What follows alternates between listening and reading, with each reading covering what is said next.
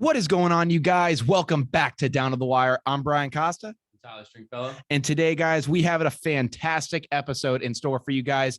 Oh my, can I tell you guys, let me just be straight up with you guys.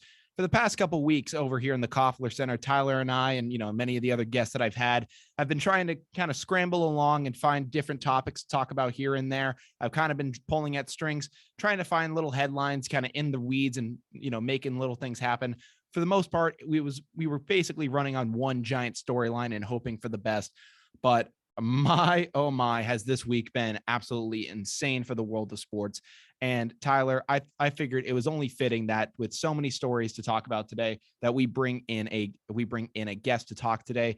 So first of all, welcome to the show. He's a WJMF radio host himself. Please welcome to the show, Drew Celli. Drew, how you doing today, man? Thanks, Brian. I appreciate you guys having me on. And, like you just mentioned, a lot going on in sports these days. And I'm excited to be in here with you guys. I know you guys always put on a good show, and I'm glad that I was able to at least get one chance to be on it this semester. Absolutely, Drew. So first of all, I'll let you kind of explain maybe your personal show at first and, what you kind of do here at WJMF, and then we'll get right into the swing of things. Yeah. So I host a weekly, pretty much NFL talk show, at least up until the start of the NBA season, called Celli vs. Celli.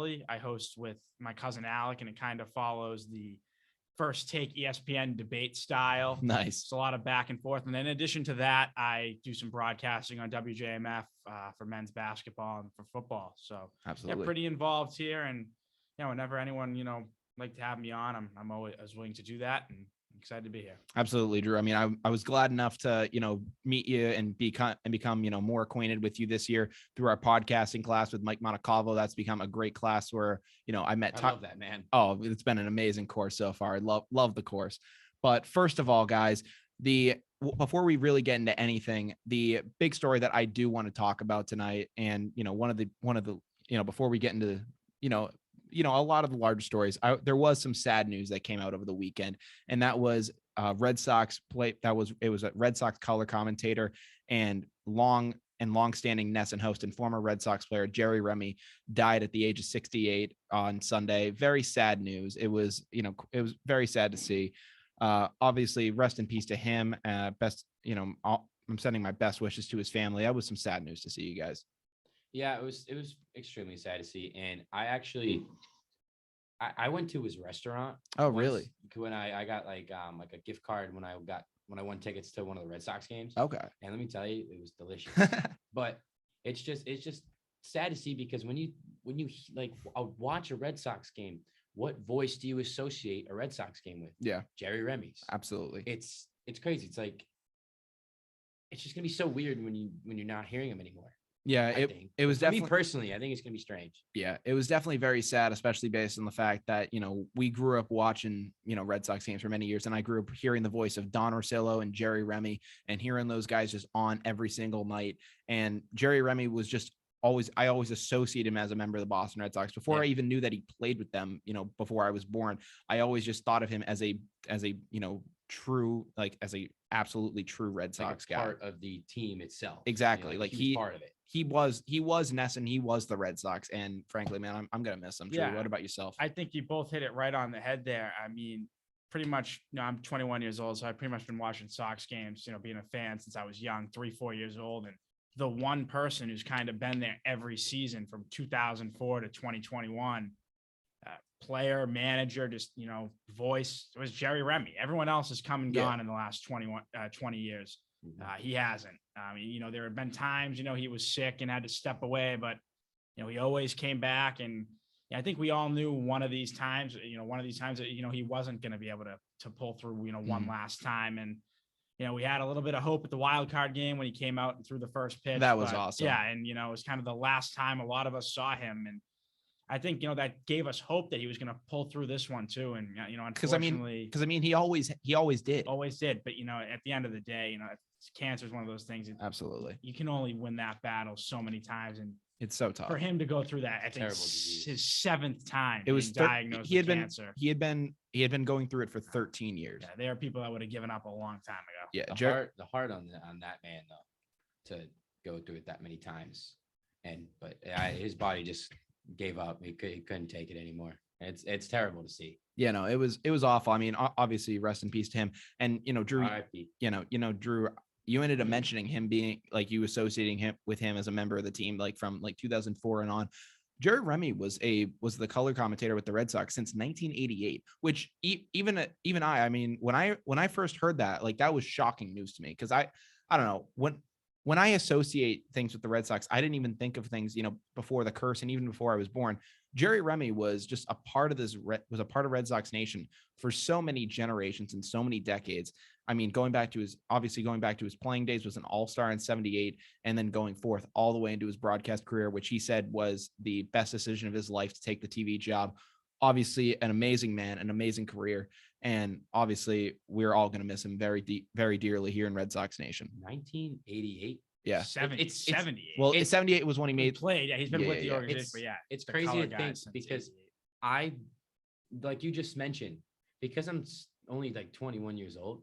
It's crazy to think of like, I don't know anything above like 2004 for the Boston Red Sox. Yeah. It's 2004. Then there's a gap, and then there's Ted Williams. Mhm. Like that, Yeah. like that's Pretty it. much, yeah. Like 40-year gap that you just kind of don't even Like that's such a long time, and he's the face of, or the voice of the Red Sox. Oh, I think yeah. it's just a big piece that's gone. No, he's a huge piece, and I mean he's going to be missed dearly. But I think there is some big news that in baseball that we obviously need to get to as well, and that was that the Atlanta Braves last night, America's team, did their Finally. work and took home the World Series. I was so Finally. happy to see this, boys. Listen, when I saw Atlanta go up 3-1 and Houston won that won that game in Atlanta, it just seemed like history was about to repeat itself. Atlanta was going to blow yet another lead. I saw Braves fans on like TikTok and Twitter saying they were basically saying, "Oh, this is going to really hurt." They were already, this one's going to sting. They were bracing for it. And frankly, I was too. It looked like all the momentum was going back to Houston. They're going back into their stadium. That all their players are going to be able to cheat and use whatever trash can banging, foreign substance whistling, all that they can in their home stadium. And it seemed like everything was going to go their way. But Like Houston, the stars were lining up for Houston to win. oh my, well, not just the stars, everything was lining up for them to win. I mean, essentially with everything you have going back in there, it all looked like it was going to go Houston's way. But Atlanta ended up shocking us all, and they went out there and they put 7 on the Astros and shut them down, winning the chip, which frankly, for all they went through this year, is incredible. They ended up losing Ronald Acuna in the middle of the season. They lost Marcelo Ozuna. They lost Mike Soroka to a torn Achilles. I don't think he even played. Yeah. He's been gone for 2 years. Exactly. Acuna and he was supposed to be their ace this year. Yeah. I mean, on top of what they have. Ronald Acuna is one of the brightest stars in the MLB today. Yeah. To lose somebody like that should be a death sentence. It is. And I can guarantee you when that happened, everybody was like, oh, the Braves are done. They don't have Ronald Acuna. But no, they just shocked everybody. Absolutely. I think I read today they had a 0.3% chance or something like in that. July. Yeah. In July to win the World Series. When Acuna went down, they weren't even playing well with him, although he was performing at a very high level. They were, they couldn't get out of this middle of the road. It was like the effects of, losing last year to the Dodgers. They couldn't shake it. And when Acuna went down, I was like, you know what, this just isn't their year. And you mentioned it, Brian. You had already lost Ozuna to the domestic violence thing. Soroka continued. He can't get that Achilles injury, can't get back on the mound. And, you give the Braves, I think the front office deserves a ton of that credit. They didn't give up on the season. No, they said, all right, we're in the NL East. It's a wide open division. Let's just get to the playoffs. And hopefully from there, things just go our way. And, they added when many people would have subtracted. Exactly. They went out and they got guys. They got Jorge Soler. They got Eddie Rosario. They went out and got Jock Peterson. I mean, back-to-back champs for him. Duvall, another key. Adam Duvall, absolutely. And I remember seeing the Braves make all these moves, and part of me was just going, what are these guys doing? And, frankly, even looking back on it now, it still seems like a foolish thing to do when, your star player goes down, and you're trying to make all these moves. It seems like a bit of desperation, but with a lot of their players looming towards free agency, the Braves probably saw it as a now or never situation and jumped on it. And it ended up working out great for them. And listen, analytics maybe wouldn't have said to go for it. Analytics would have said to pack it in and just hope for next year and, middle of round with some of your draft picks. But Atlanta said, no, we're going to go for this thing. And it paid out. And, good for them. Did you see the MVP. It's Jorge. How do you say it? Soler. Yeah. Soler. That's what I thought. Yeah. You see his 446 foot. Yeah, that was He cleared the stadium. Yeah, I mean, I haven't seen a ball it- hit up there, and like since Pujols did it like 15, 16 years ago. No, I mean, you don't hit the ball that high. It was disgusting. I mean, to see, I mean, there were images of him in batting practice before the series started where he was absolutely raking the ball. Does that just, Yeah. I mean, when I think in 2019 for Kansas City, he had 48 home runs. So, I mean, he led the league in home runs. His average wasn't as great, but he's really come along as a player. He was one of those guys. He actually came up in the Cubs system. He actually won a ring with the Cubs in 2016. He was actually supposed to be one of the marquee players along with Baez and with Bryant. He kind of eventually fell by the wayside and just fell out of favor with them. But he's really brought it along right now. He's been a star with them. Yeah, I mean, you come on and win World Series MVP. That's all you need. I think he had 3 homers in the series. The go-ahead homer in Game 4, or I think it was Game 4. Yeah, and then the go-ahead homer in Game 6. I mean, exactly. You do that twice in one, and he led off Game 1 with a home run. So I mean, 3 of 4 games, his home run gave them a lead that they did not relinquish. No, they didn't. You only got to win 4 games. You do that 3 times, you're going to win World Series MVP. No, it was awesome. Well, unless your name is Atlanta. Fair enough. You never know. You never know. You got to win a 4th one. You never know. I saw another thing too, and it said that Atlanta was the first team to ever have the LCS MVP and the World Series MVP be players that were brought in deadline acquisitions. Who was it Rosario? It was Eddie Rosario. Yeah. Wow. So Atlanta completely just said, you know what, F it, we're gonna go for it because I believe Freddie Freeman's a free agent this year. So I think Atlanta just finally got his ring. Exactly, and I think Atlanta just said, listen, if we don't give Freddie something, what are the odds he's going to come back here? We got to go for it. Hate Atlanta. No, exactly. Let alone. And no, he'll always love Atlanta. No, that's the thing. It's like He'll hold a grudge. He'll hold a grudge. He was that one piece of like that, 2010 to 2013 core that they didn't move on from. Mhm. Where they had the Uptons and Kimbrel, when they were winning And the Jason NL East. Hayward. Those guys. He was the only one that didn't leave. Yeah. And he's the only one who stayed through the rebuild, and it's worth it at this point. Yeah, he finally got his ring. I'm so glad for him. He's just I've always loved him as a baseball player. I also love the fact that him and his kid have such a great relationship. I don't know if you ever see the pictures of him and his wife and Charlie on the field with each other. It's actually ropes. You ever seen him take BP? Oh my God, he's disgusting. Watch out. Oh my God, you're talking about Charlie, right? Yeah. No, oh, his kid. Yeah, no, his kid's gross. Oh yeah, hitting just rockets. He's like 3. Oh, it's actually disgusting. I mean, he's out. I see him at these press conferences. He's wearing Givenchy pants. I'm like, God damn, this kid is more dripped out than I'll ever be in my life. That's crazy. No, it's insane. But to say that injuries weren't going to be enough. I mean, they faced so many in the regular season, but then they ended up. But then they get to the playoffs, and to top it all off, the guy who became their number 1 pretty much throughout the year, Charlie Morton, goes into Game 1 of the World Series and takes a ball off his ankle and absolutely shatters his leg. Proceeds to throw, I believe it was 16 more pitches on it, 16. and struck out 2 batters and had another one line out. And it was just nothing is falling into place for these guys. It seemed like nothing was going their way, and the fact that they were able to pull it off is incredible. It's at the time, I thought that was just another blow for Atlanta to not, this is another blow. How much worse can it get? Yeah. Looking at it now, it was kind of that's just something that sparked this. It's just team, who they I think. were. It's just, I'm trying to think of the right way to phrase it, because it's it was so magical. He broke his leg, but then he kept pitching and he struck 2 people. Yeah. Out. That's impressive.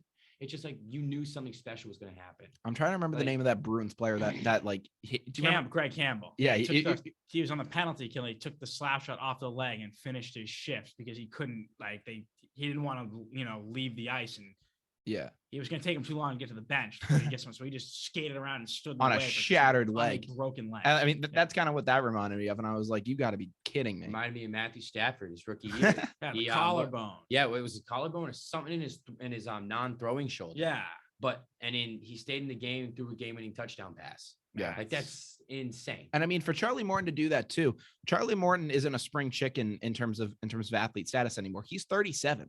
I mean, he's up there. He's up there in terms of athlete age now. Amazing to think, because you see he's pretty much come on the last 4 or 5 years. So Yeah. you wouldn't assume it took him until 33 to become really good. Yeah. But I think in 2017, when he was with the Astros, was when he kind of burst onto the scene. And since then, he's been one of the top guys. Hint, yeah.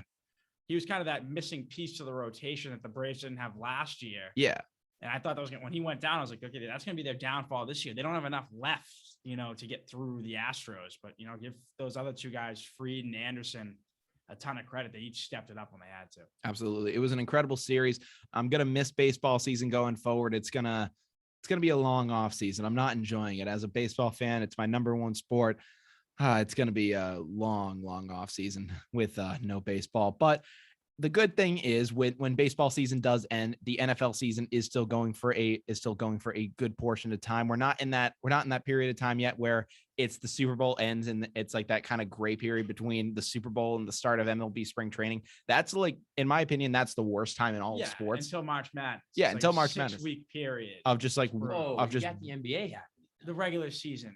Yeah. Yeah. I mean, Oh, you're I'm all about it. you're drawing at strings at that You point. are. You're really pulling for anything in that in This any year- storyline. this year in the NBA it's turned out to be pretty cool so far. It In has. my opinion. Just because like the no foul calls. Oh, R.I.P. James Harden. It's way better. I love that. It's so much. The game is faster. Feels like speed's a little bit faster. No, not as many foul calls. I love it. Yeah. I mean, I love that James Harden is getting screwed over by foul Him, calls now. Yeah. Oh, yeah. Young, Yeah, Doncic. They're all getting Great. screwed. Saw some cool. I don't know if it was true or not, but it was like something about Giannis like pointing at the camera and it was like, who has no talent now? Because he like chirped out Giannis and was like, if I was 7 foot and that fast, I'd put up 30 points a game too. But now who doesn't get any foul calls and who isn't putting up 40 points a game? Yeah. Who's putting up who's averaging like what 15 points a game right now? It's, Yeah. Pretty whole new ball game out there. it's pretty Exactly. disastrous. I love that call. I mean, not planning to talk on NBA, but I absolutely love that new call in Yeah. the NBA. Additionally, though, going into the NFL, which I was hinting at previously, there were some pretty crazy headlines coming out today. Obviously, are there? no, I can't even describe all the craziness that's gone through so far, but obviously one of the biggest headlines that came out today, there were two of them. The first one obviously is that Aaron Rodgers is going to be out this Sunday against the Kansas City Chiefs as he is now tested positive for COVID-19. Yeah. Which, listen, this has happened to a bunch of guys. A bunch of marquee players have missed time in the NFL due to testing positive for COVID. Saquon Barkley tested positive today. Exactly. Devontae Adams missed time just I think last week. Yeah. It's happened to a bunch of players. And I'm not the type of show that where I talk about people whether they should or should not be vaccinated and do stuff like that. But I can at least say when it comes to Aaron Rodgers, one of the big stories that came out about it is that Aaron Rodgers apparently lied about his vaccination status, and now it's coming out that he's unvaccinated, and there's a whole debacle going down right now. Yeah, it was like this. He was receiving some sort of like holistic therapies from his doctor. I don't know what it is, but you're either vaccinated or you're not. Yeah. There shouldn't be a gray area. You either have the vaccine or you don't have it. Yeah, no. Clearly, Aaron Rodgers has not gotten the vaccine. Yeah, and again, whether you want to get it or not, that's not what I do on this show, but don't lie. No. Like that's the worst thing you can possibly do. It's like having a forged vaccine card. It's like when Evander Kane was discovered having a forged vaccine card trying to get across borders to play in the NHL. I was like, this guy's an idiot. And frankly, the same thing goes for Aaron Rodgers. It could have been one thing if it came out at the beginning of the season and he said, "Oh, I want to see if I could, get around with this gray area and see if this applies." But the NFL, I was either the NFL or the NFLPA came back to him and said, "Yeah, no, we're not allowing you to do this. You'll be labeled as unvaccinated." At that point, Aaron Rodgers is the quarterback of the Packers, who has so much responsibility to stay on the field for his team. Should have said, "Okay, if that's what it's going to come down to, I should probably get vaccinated so I don't miss time and what you've basically labeled as your last dance." Not alone just his team. He's one of the faces in the NFL. Oh yeah. This is just a huge spectacle for the NFL itself. This is I can guarantee because my mom heard about this. Oh yeah. And because she doesn't follow sports that closely and she only heard about it because it's Aaron Rodgers. Mm-hmm. It's guaranteed it's on most news outlets right now, and it's a huge story. No, it's insane. I think it's a bad look it's probably going to be a bad look on the NFL. Yeah, it's not Or even it's not going to be a good look. At No, least. it's just a bad look. Obviously Green Bay is having COVID issues. Lazard And it's not that, it's the part that, and I know you don't want to go into the whole vaccinated, unvaccinated, opinionated, but they're not vaccinated. Exactly. Lazard wasn't vaccinated. No, they're not. Rodgers isn't vaccinated. The only one that was vaccinated, it's kind of been caught up in it is Adams. Yeah. But he clearly had it because they'd let him play if he, threw a negative test in there. But Exactly. yeah. I mean, Rodgers, at the end of the day, you're the leader of that team. You should be doing anything you can to stay on the field at that point. Absolutely. Like it's not like you're the backup. It's not like you're some fringe guy that's trying to make a stand. Like you are like the face of the franchise. You should be trying to stay on the field no matter what.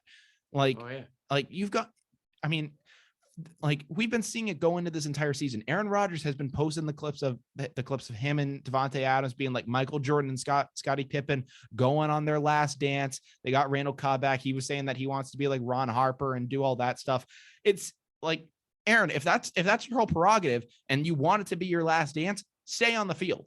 Because guess what? Michael Jordan stayed on the court. Yeah, and he showed they proved it last Thursday night. As long as they have Aaron Rodgers on the field, it doesn't matter who else is out there with him. They can beat anybody. Yeah. If he ain't on the field, I don't even know who they're playing this. Oh, Kansas City. Yeah. They ain't beating Kansas. I don't even care how bad Kansas City looks.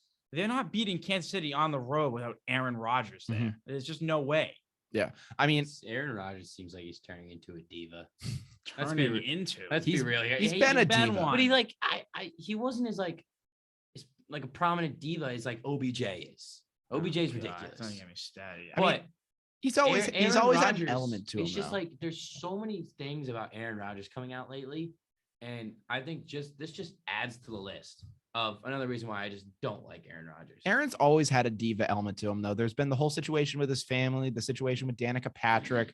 This past offseason. Yeah, this past offseason was ridiculous. I mean, ridiculous. The Jeopardy experiment, everything that he was doing. He was good on that. Oh, no, he was actually pretty good on that. I'll give you that. But he's been doing like every single little thing this offseason, and he hasn't been getting criticized for it nearly as much as other players would. He's just been ridiculous so far, and I don't know what it's going to take. I don't know if the Packers, this could be a reason why the Packers are just saying, listen, we just want to move on. And just like, even if we take a step back as an organization, we'd be willing to do so if we can build ourselves for the future. It's like, will they move on just because they don't want to deal with any of the drama anymore? Exactly. But listen, there are some players where you can deal with the drama because you know what the results are going to be. LeBron James doesn't bring all the negative drama that could drag down a franchise, but he can be a dramatic guy. But you understand that and can say, listen, while LeBron can say certain things and can spark up certain arguments, at the end of the day, we know he's LeBron James and can get the job done for us later going down the stretch. When it goes to Aaron Rodgers, who hasn't won in over 10 years at this point, you got to question what's going to be really able to be done. The Packers, well, they made some decent moves in the offseason. They didn't go out and get marquee guys that the Patriots got. They didn't make all these insane moves trying to say, you know what? They didn't make a splash. Yeah. They didn't acknowledge, oh, it's Aaron's last dance, so we should go out and do something that recognizes that. They kind of stuck by their guns and had a very typical Green Bay Packers offseason. Which is nothing. Yeah. Well, that's a typical Green Bay Packers offseason. It's nothing. I don't even think doing nothing's the right, the Packers are in a situation where, like, if they went all in to try to win this year, it's like you still probably aren't going to end up winning it anyways. So how much of the future do you want to mortgage to maybe win a Super Bowl in his last year? Like, is it really worth giving up too much? I don't think it is. I think they're clearly comfortable with Jordan Love being the guy of the future, although he hasn't had a chance to show that yet. He will this weekend. Yeah, they clearly think he's going to be a suitable replacement. Obviously not at the same level, but they're not going to mortgage his future as the quarterback just to try to go out and win this year in what's a clearly loaded up NFC. Yeah. You got two teams for sure that are going to win now, and that's the Bucs and the Rams. The Rams are going all in, and the Bucs were going all in once they signed Tom Brady. Mm-hmm. And they're still all in. They're trying to win as many championships as they can and riding out Tom Brady till he retires. And And I can guarantee the Rams are trying to do the same thing. absolutely. As they just traded for They Von have Miller. no picks left. Huge trade. Yeah, they got. I thought what, you two, didn't even. They got one or two picks left in the A draft. second and a third they gave up, so they don't have a first, second, or third next year. It's like draft day from Kevin Costner. yeah, he the trades Kevin all the Costner. draft picks. He That's trades all the exact- draft yeah, picks and then somehow he got them all back. He got them all that back. movie was awesome. That movie was pretty cool. That movie's fun, but like So unrealistic. that's never But happened. yeah, that's Sean McVay clearly does not value draft picks At we'll all. get into the full trade deadline stuff in a bit. But is it Sean McVay? It is because they weren't doing this stuff before he got there. No. Sean McVay is pulling the strings. But of that he's entire not the operation. GM, right? It's like I know, like obviously Belichick's the GM. Yeah, here. but LeBron isn't the GM either. Yeah. Yes, he is.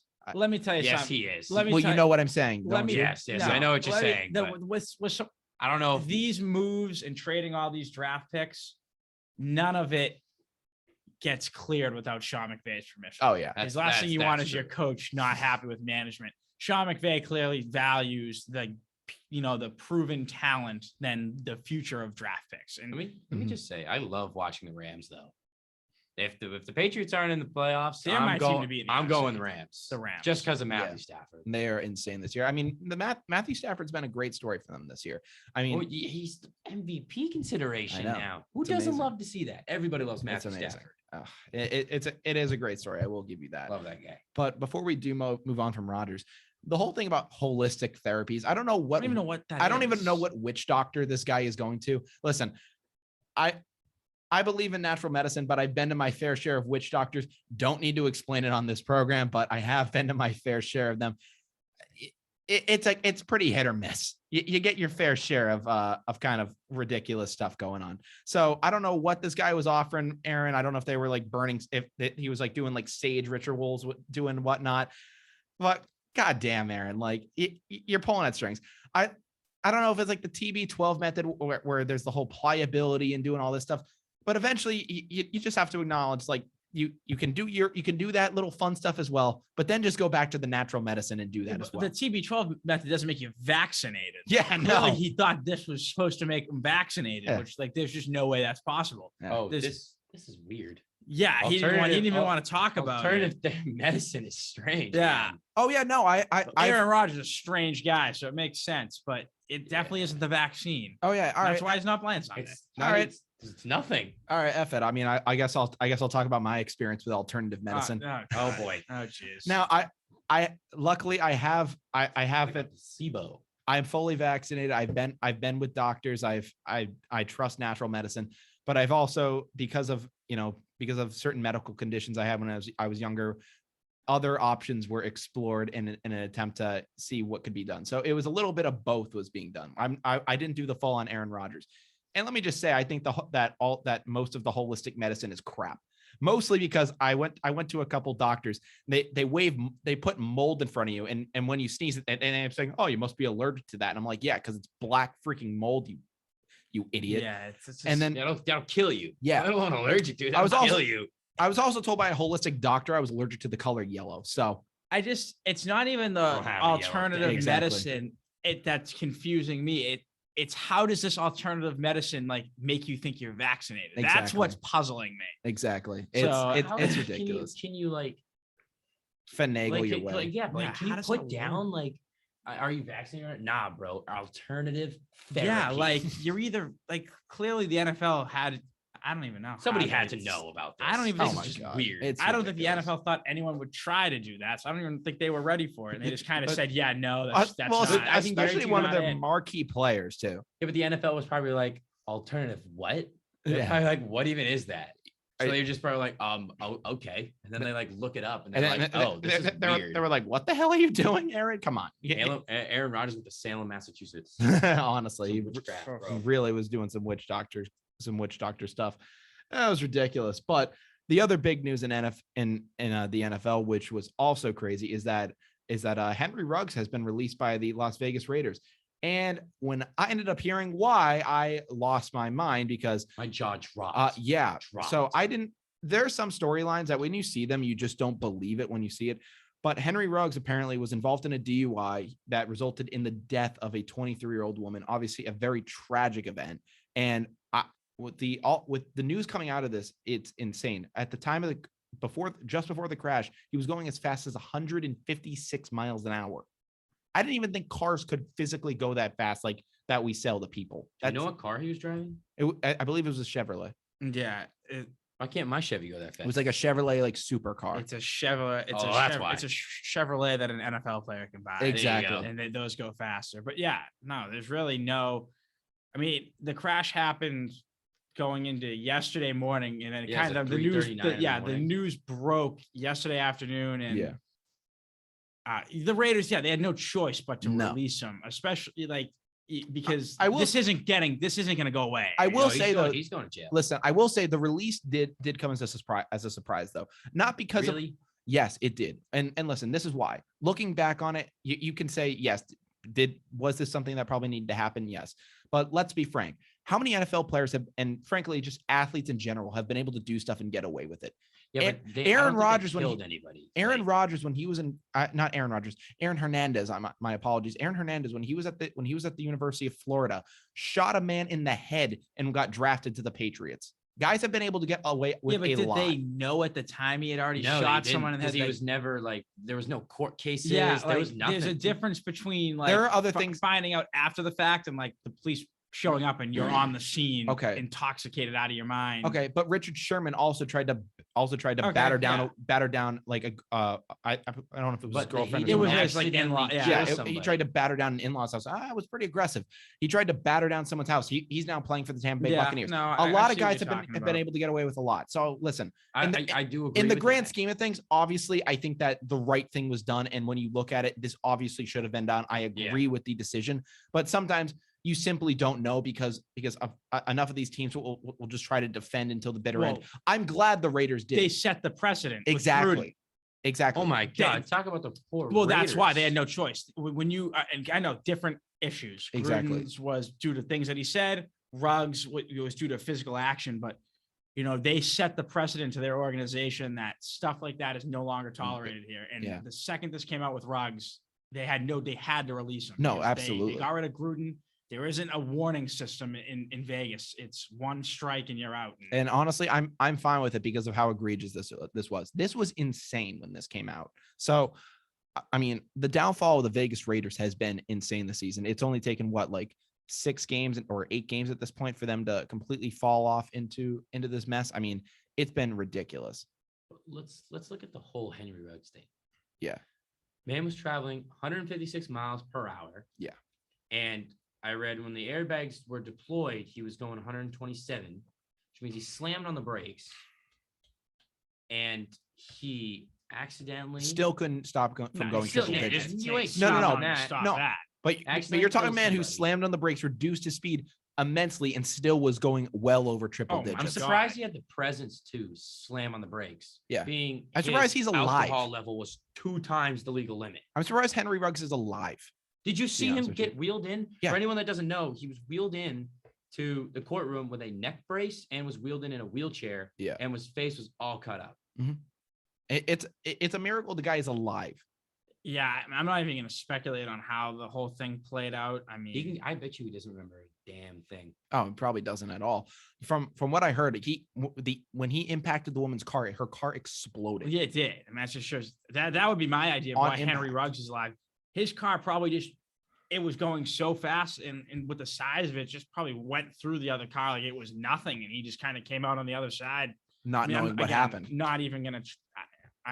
That's just a guess, but you hit anything at going 127 miles an hour, you're probably going to keep going. Yeah. There's only a few objects that are going to stop you dead in your tracks. Mm-hmm. He was driving a new Corvette. Yeah. And a Honda ain't one of them. Yeah. Especially if it's not moving. Mm-hmm. Exactly. The fact that he was moving like that, just like you think of the word awesome, but in the other sense where you're just in awe of how someone was able to do that. It's just it just leaves you in awe. Oh, I don't know how he walked away from this. I mean, there is no front end left on this car. Yeah. It is. I know somebody that's been in a car wreck like this. Yeah. And the only reason they survived is because they were in a big car, but the same exact thing happened to this. But because the car was so big, it just what's it called? It absorbed most of the impact. Yeah. But this car is tiny, low to the ground, and I have no idea how he walked away from this going 156 honestly, or 127 at this time when he hit the car. But oh my, he should be like praying all to God. yeah. I mean, I have no idea how he made it out alive from that. So, I mean, He probably doesn't even know. He No, doesn't remember I mean, anything. at that point, you have no idea what you're doing. No, and It's still inexcusable. You shouldn't even be anywhere near a car. But the fact is, he probably had no idea what planet he was on. no, none. And this is a guy that like his like best friend from high school was killed by a drunk driver, and Ruggs has done like pieces like about that and how it's had an Jeez. impact on him. I mean, and it's just it's as sports fans, it's like, oh man, what a young talent that's no longer going to be playing. But the bigger picture is someone died. Yes. And that's the big. I mean, someone lost their life due to nothing that had to do with their own faults. Mhm. I mean, that's It's It- crazy to also think what they found in the car, Yeah. a Oh, loaded yeah. weapon. Yeah. I want to know where was he going and why was he going so fast? Yeah. But I bet you he doesn't even, No. I can guarantee you he doesn't even know why. He probably got in the car and immediately floored it. He has no memory of what happened. I just No. don't know why it was loaded. Yeah. First of all, I have no idea either. It was just it's something we'll never know. it was Hopefully ridiculous. we never know. Yeah, I mean, it was ridiculous to see everything that went down there. I don't know what's going to go on going further. I mean, and it turns into those things where, there are certain sports stories where you have people that, can cause drama on the court or on the sports scene. And then you have things that just completely go outside of it. We were talking about Aaron Rodgers and his vaccination status and being able to play in games. But this is just a completely other level. Like, it's impossible to really describe and get down to how serious this is. I mean, Aaron Rodgers will not play Sunday. He will probably play next Sunday. Henry Ruggs, if I had to take a guess, played his last down of football. Yes. Oh the no, last there's no Raiders game. guessing. He's done. I mean, He's done. I mean, you're looking at as like minimum sentence for this in Nevada. It's like 2 to 25 years. If he's gets getting hit with- 20. I mean, bet yeah, you he gets it's 20. not even that. It's just like I just don't see how a team goes near this after, even if he is, a free man in 5-6 years. and still Honestly. I mean, if I had to guess, he's done. And he has to be. No, And your team doesn't want that headline. No one wants the headline. No. The headline of you bringing in that guy. but this is also a guy who had a very bright future in the NFL. Oh, it was huge. He's the moon. really good. But let me just tell you, I had Calvin Ridley on my fantasy team, Oh, stop Oh, it. jeez. and then Henry Ruggs. I mean, it's Crazy. it's one of those things where you can't even describe how like it even goes beyond that at that point. It's just this whole thing is just crazy. yeah, it's a very tragic story. There's going to be It's so sad. I can only guess the developments that come out going forward. Obviously, rest in peace to the woman that was killed. It was a very, Mhm. very, very tragic accident, Mhm. but it was just absolutely awful to Nothing see. you ever. It's No person ever deserves No. to go out like And that. it's No. just like, as a To sports pass out fan, like that. you hear, okay, Henry Ruggs in a serious car accident. Your first thought is, oh God, is Henry Ruggs okay? You don't even think about, Could he be at maybe fault? he's fine. Maybe, yeah. You don't think it's somebody Yeah, else. It's like, oh, it's his fault. Oh, someone else died. Oh, And he got it hit was- with DUI. It keeps getting worse. Like, Exactly. and I think it's just our first instinct to say, oh God, let's hope Henry Ruggs is okay. Like, when it first came out, if you go like on Twitter and just search Henry Ruggs, you see pray for Henry Ruggs, pray for Henry Ruggs. And then you find out Yeah. what the actual What cause really is, happened, and yeah. it completely resets the precedent. But- every like hour, this whole situation gets worse. It was Absolutely. Henry Ruggs got a DUI. Mhm. Then Henry Ruggs accidentally killed somebody. Yeah. Then the gun was found. And then today, the mugshot and the court thing come out. That The mugshot pictures. is so damning too.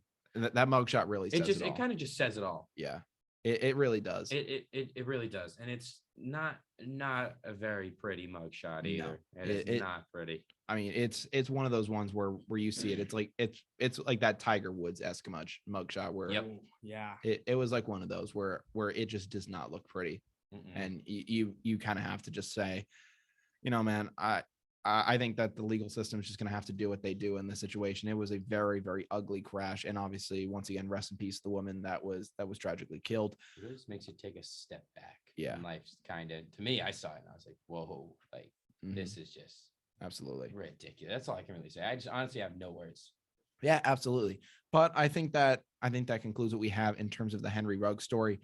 Going forward, Drew, I know that you are going to have to probably bounce out of here in a little bit. So obviously, thank you so much for coming in today. We were so glad to get you on for this time on the show. So Glad to have you. Yeah, absolutely. I appreciate you guys letting me come on. I'm sorry I Absolutely. gotta get out here a few minutes early. I got another commitment I got to be at, but yeah, this was a good time to come on just because there was a lot of Absolutely. on the field sports combined with some off the field sports. So Absolutely. Whenever as tragic as the topic we just talked about is, it's always interesting to be able to get different points of view on quick rising topics, because like this is something that as of 2 nights ago you wouldn't even think about having to talk about on this show. Yeah, no. If you had told me 2 days ago that Henry Ruggs would be released, I would not believe you. So it's always interesting to hear, because I'm always quick to have my point of view, but it's always interesting to hear what other people have to say about Absolutely. it. And then definitely a good night to come on. World Series ends, and some pretty big off the field issues too in the world of sports. I know you guys are going to get back to some of the on the field issues after I hop out of here, but yeah, I appreciate you guys bringing me on, and yeah, I enjoyed it, and I know you guys always put on a good show here. You guys are on 2 nights. Wednesdays and Fridays from 7 to 8. So I know you guys always put on a good show. You guys have been doing it, I think, since you were a freshman, right? Yeah. So this is your 3rd year. I mean, I've been doing my show for 3 years now, and yeah, I always see all the ads for this show, and I'm glad I was able to at least get on. So yeah, I'm gonna get out of here, but I thank the 2 of you for allowing me to come Absolutely, on. Drew. Tonight. What a guy. Drew Celli, everyone. Thank you so much for coming in, man. We'll definitely try to get you back on again. But Tyler, obviously, with Drew stepping out now, some of the bigger stories that we want to do that I also want to touch on in the NFL today is you alluded at it earlier in the show, and it was that the LA Rams traded for Von Miller. I love this. This trade, man. I love it. I love it. It's ridiculous. I mean, I remember seeing the headline for this story on Monday. I'm walking back from class, and I'm seeing people say this, and I physically could not believe it. I was trying to wrap my head around Von Miller actually leaving the Denver Broncos. I couldn't even process it. It's just for to put it into perspective, it's for people that live in Denver, it's equivalent to, it's kind of like Tom Brady for just for Boston fans, I feel like, but it's ridiculous because that's their Denver football. Franchise guy. That's Broncos football. That definition of Broncos football. Absolutely. And to see him go to another team, he's always he tweeted or something like that. He's always going to be a Bronco, and he loves the state, the city, everything. Absolutely. But I love this move. The LA Rams are going all freaking in right now. We said it before, and I love it because I'm a Matthew Stafford fan. I'm so happy for this man. This man finally gets out of Detroit, and he's on a loaded LA Rams team. So you got Aaron Donald, Von Miller, and Jalen Ramsey, just the big 3 names in that defense. Everybody else in that defense is a stud. Absolutely. I mean, but those are just to name. They're just stacked now. I mean, it's ridiculous. I mean, Matthew Stafford goes from having one of the worst organizations in football to having an organization that is doing every single possible thing to put him in a winning position. He has, frankly, he's never had a situation like this before. And I'm so glad for him because, he's never had a team around him. He was getting screwed out in Detroit every single freaking year. Yeah. And he had Calvin Johnson too, and they still managed to screw that up. Yeah. The Detroit Lions made Calvin Johnson hate football enough that he retired instead of saying, "Oh, I'll just go play somewhere else." He talks about his body and everything else, but when you've heard Calvin Johnson talk, he's talked a lot about the way the Lions handled it and how it's screwed and how basically they forced him into retirement. My question is, why did it take Stafford so long to leave, and why didn't Calvin Johnson? Listen, Matthew Stafford's a loyal guy, and I think Calvin Johnson was also tied into a contract the Lions were not willing to take him out of. They were demanding way too much for him in trades, and he was basically just saying this is pointless. Yeah, it was bad. And you hate to see it because Calvin Johnson is one of the greatest receivers I've ever seen. Oh yeah, you throw the ball up, and he's got an 80% chance to come down with it. Oh yeah, that's unheard of. He was the Randy Moss. He's equivalent to Randy Moss when Randy Moss was burst onto the scene. He was a freak. I mean, he's 6'6". Yeah, huge. No, he runs just as fast as a guy who's 5'8". Yeah, no, he's a freak of nature, and I mean, he the way Detroit has handled things this year, that they haven't won a game this year. They've been atrocious. They've been terrible. And it shows you Jared Goff is a system quarterback. Yeah. But with this defense, who are you going to double team? Aaron Donald or Von Miller? Because if you double team Aaron Donald, Von Miller's going to win. And if you don't double team Aaron Donald, he's going to win. Yeah. Aaron Donald. I think you have to. I think So- you have to double team Aaron Donald. So it's either just based on the fact that he's Aaron freaking Donald. Yeah. Listen, Von Miller is that dude, but you have to double team Aaron Yeah, Donald. so it's- you it- can't survive if you don't double team Aaron Donald. exactly. But you double team Aaron Donald, who is going to be free? And who's not who's going to be free, but who's probably going to beat their blocking? Yeah. Von Miller. Mhm. And you don't double team Aaron Donald, who's going to forklift the center into the quarterback? Aaron Yeah. Donald. Yeah. The other thing I'm excited about this move too is for the past couple of years in Denver, not Aaron Donald, Von Miller rather. Yeah. He's been solid, but he's been kind of stagnant. What this move kind of reminds me of is you remember when Blake Griffin got traded from the Pistons to the Nets last year? Yeah. Or rather he signed with them. And for a lot of people were saying, listen, Blake Griffin's done. He's washed. He can't do it no more. And frankly, that was a valid argument. And because a lot of people were saying, listen, he even tried to change up his style. He developed a 3-point shot, but he couldn't do it He's anymore. old, washed up. But Yeah. Blake Griffin, when he got to the Nets, the man started dunking again. He was He showing he flashes. looked like he was happy again. He was happy again. And he was trying again. I think that.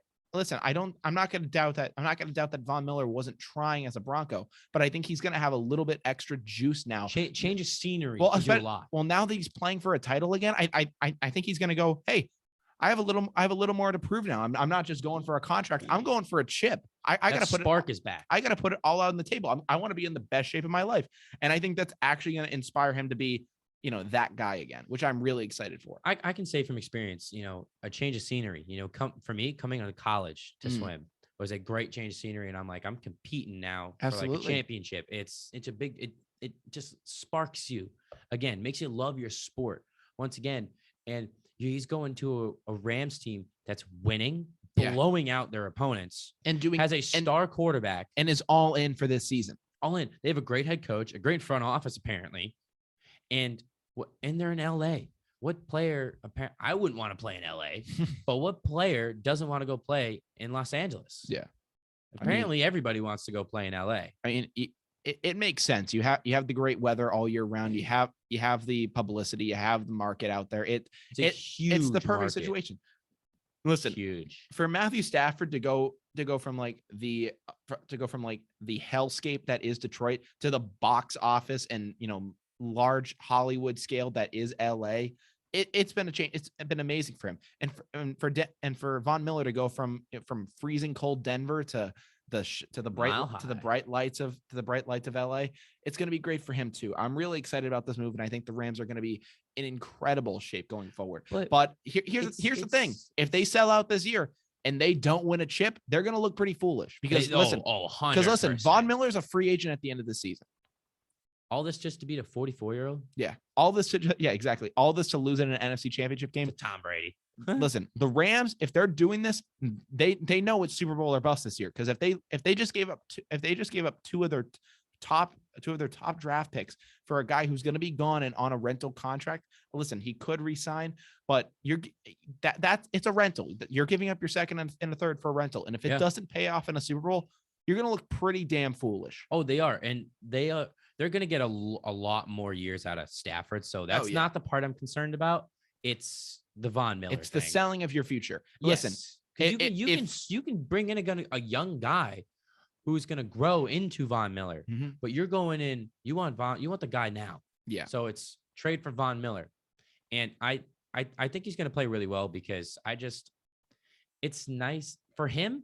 It's going to be, like I said, a nice change of scenery. Yeah. Spark is back, but I think he's going to be having fun. Oh yeah. He's going to be I think winning he is too. On a great team with a great supporting cast around him. Because listen, when he has great defensive pieces around him, he also steps up as a leader as well. Yeah, because when they won Super Bowl 50, DeMarcus Ware was there, TJ Ward, Aqib Talib, and Charles Harris or Chris Harris. Chris Harris was on the other side of Talib. And that's just a loaded defense. And now he's got that defense again. Because doesn't Chris Harris play for the Rams or does he play for the Chargers? That's Chargers. Never mind. But anyway, he's got Jalen Ramsey there. He's got Aaron Donald in the middle. And I'm pretty sure, is it Leonard Floyd still there? I believe so. Yeah. He's a young star No, who needed the right situation, the right coaching staff. Mhm. And my God, he got it. So kudos to him. But this defense is going to be unstoppable. I honestly don't know how you can stop this team, but I know one person that can. TB12. Tom Brady. I mean, So that's the only guy who's going to be stopping him this year. yeah, so like you said, they're Super Bowl or bust, but they also got young guys. Mhm. That offense, Cooper Kupp, Robert Woods. Cooper Kupp, I'm pretty sure leads the league in receiving yards. Yeah. Or is close to He's it. been a monster this year. Yeah, and Robert Woods is amazing. Van Jefferson, I don't know how old he is, but he's young. And Darrell Henderson, stud. So he got like 2 touchdowns or something this weekend, and it's awesome. This whole team is amazing, and there's not a lot of old guys on the team. They're getting guys that still have a little bit left in their prime, like Von Miller. Yeah. And they traded for Jalen Ramsey, who's in his prime. Yeah. And Stafford, who's still at the tail end of his prime. I mean, listen, I'm telling you, this team is exciting to watch. I can't wait for playoffs. They're set up for a Tampa Bay type run where they just sell out and go for it. I hope that I hope that they do. All love to Tom Brady, but I hope he doesn't win. I want it to be the Rams. Listen, it'd be a cool story for them to sell out and win it all, and and then completely just collapse into obscurity afterwards, because that's usually how it goes. But in the case obviously as us being Patriots fans, you wish for them to do well too.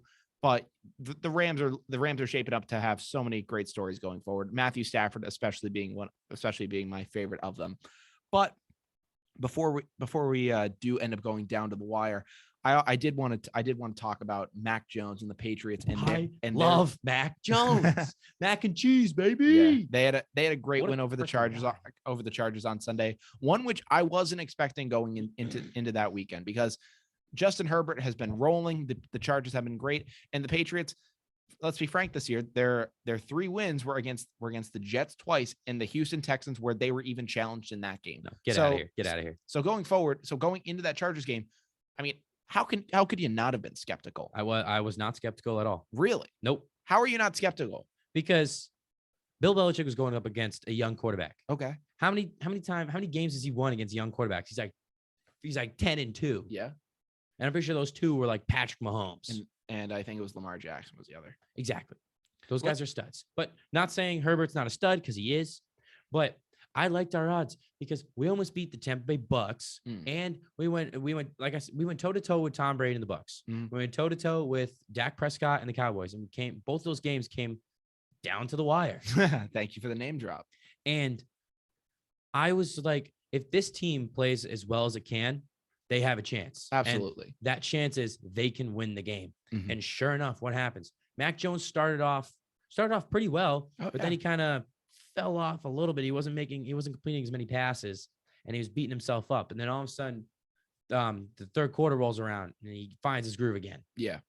And he looked like a stud. He was completing passes. He was, dumping it down to people, but he's making the smart decisions. That's what separates him from all these other young quarterbacks.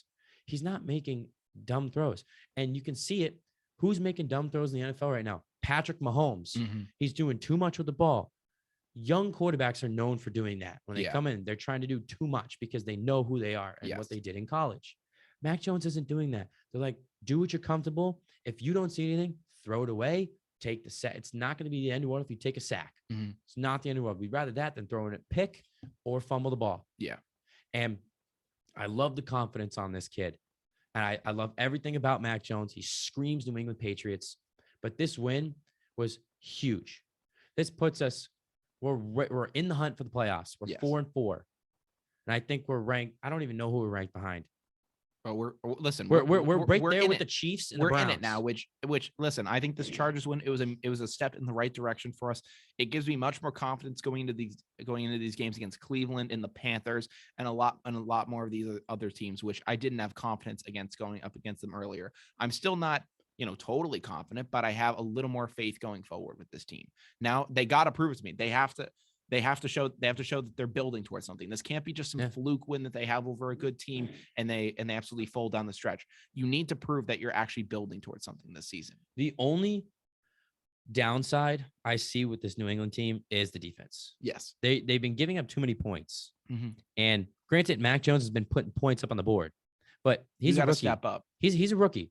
There's only so many times that he can consistently put up points on the board before you eventually see, oh, there's the rookie in Mac Jones. Yes. And we saw it against the Saints. Mhm. There's the rookie. And I can guarantee you they sat down because I haven't seen any mistakes out of him or very few mistakes that he made against New Orleans, Mhm. like throwing picks, not taking a sack, throwing the interception. Yeah. Granted, most of the picks haven't been his because they've been like fumbles, all these things. But I just love everything that they're doing. I don't have any problems with the offense because once they're rolling, they're hard to stop. Yeah. And he's been throwing it deep lately. Nelson Aguilar has been getting open. Kendrick Bourne has been getting open. Yes. They've been doing some trick plays. Kendrick Bourne threw a touchdown to Nelson Aguilar against the Jets. Yeah. And it's just nice to see what I that don't want they're- it to become though is that they have to rely on those trick plays every single week to win. I love them. Oh, no. I love them, and I love the little fanciness that they do. I always like seeing those little clips on Instagram, and I like seeing it on NFL Network and everything in every which way. But I don't want that to be that's the only way we win, because eventually you do go through your entire playbook and you lose that. See, that's the thing. That's where you're wrong. I was reading something the other day. Their playbook is way deeper than you think. It's deep. This put the clues together as to why this is the hardest playbook to learn in the NFL. It's huge. They use plays that they haven't used since 2001. Mhm. And they're still in the rotation. We still might need this. I think that's why this playbook is one of the hardest in the NFL. It's massive. Mhm. For example, who couldn't learn the playbook? Chad Ochocinco. Mm. Just for an example. I can guarantee you Reggie Wayne was here for a little bit and he said the playbook was hard. Yeah. And I don't think they're going to run out of plays to run. And they're coming up with, this is last year with Cam Newton. They had to come up with a completely new playbook because of the style of play, which I wasn't a big fan of because it just obviously didn't work because Cam Newton's old. Yeah. But now they're going back to the Tom Brady, what Tom Brady could do. Yes. Who was here before Tom Brady? Drew Bledsoe. They all play the same style of football. Mhm. And, they're pocket passers. They're big and they have great arm talent. Yeah. Not as some as the other guys, but they're also all three of those guys smart as can be. Yeah. He's making smart decisions. And as a rookie, you love to see it. Yeah. I do too. Zach Wilson making mistakes. Trevor Lawrence making mistakes. This guy looks like a seasoned vet out there. And I love this Patriots team, and I think they're playoff contenders, but they need to win these next couple of games, especially the game against Cleveland. Absolutely. They're going to have to really step up here. But Tyler, it does appear that we are now down to the wire. So I, unfortunately did have to break that on you. It is 7:57 over here in the Koffler Center. So we're going to do a quick little rundown of things that we talked about in this episode. But first, Tyler, I did talk about this with you earlier, and I did want to discuss this on the show. So first of all, Tyler, for many of you guys who have been listening, Tyler has been on episodes with us for many episodes now at this point. He came on during the semester as, originally as kind of a guest host, and then he blew me away during our first interview, and I did ask him to come back for many more episodes. And I would like to announce that Tyler is now officially joining Down to the Wire as my official co-host. Tyler, I'm so glad to have you on here with obviously you, me, and then Tyler Tucker, who is the other co-host of the show. He's over in Connecticut. But Tyler, thank you so much for becoming a part of the show. I'm really glad to having you on as a part of this program. You know what? I appreciate you asking me. And when you asked me, I called my parents. I was like, you're not going to believe this. And they were like, that is awesome. All my cousins knew, and they were like, he's doing what he wants to do. And they all told me, they're like, you seem so happy doing it. All my friends told me, they're like, I'm so proud of you. Like, this is awesome. And I'm like, you know what? Having a good time doing it with a great kid and Brian. And it's a great time. I love it. And that's all I can really say. It's so fun. Listen, it's a good time. I wouldn't offer the position up to anyone if I didn't think they deserved it. I think that you bring a great element to the show. I think that you're funny. I think that you bring. I appreciate that. I think you have a great sense of knowledge, and I think that you have been a great ad for this show. And I'm glad to have you on as an official member of the team. I appreciate it. But with it now being down to the wire, and once again, I'm so thankful for having you here. But with it now being down to the wire, I do want to discuss some of the things that we talked about in this episode. Obviously, Run it back. Obviously, Tyler and I welcomed in Drew Celli to the show. He had to take off though, however, so he will not be part of the final send-off. But we discussed the great life of Red Sox color commentator Jerry Remy, as well as the Braves winning the World Series in our MLB segment. ATL, baby. It was a great day for America's favorite baseball team. And in NFL news, we talked about Aaron Rodgers being out Sunday as he has tested positive for COVID-19 and reportedly lied about his vaccination status. Additionally, we talked about Henry Ruggs being released by the Oakland Raiders after a DUI that resulted in the death of a 23-year-old woman. Very, very tragic story there. You hate to see that. Ruggs not a way to go Ruggs was out. reportedly going 156 miles an hour just seconds before the crash. We also discussed Von Miller to the LA Rams, as well as Mac Jones and the New England Patriots taking down the taking down the Los Angeles Chargers. It was a great win. Amazing day and just incredible news stories coming out today. It was ridiculous, but I can't believe everything that came out today. It has been remarkable, the amount of stories that we've seen so far. So I hope that we continue to see this news cycle continue going forward. But from Down to the Wire, I'm Brian Costa. I'm Tyler Stringfellow. And we will see you guys next time. Take care. Peace out.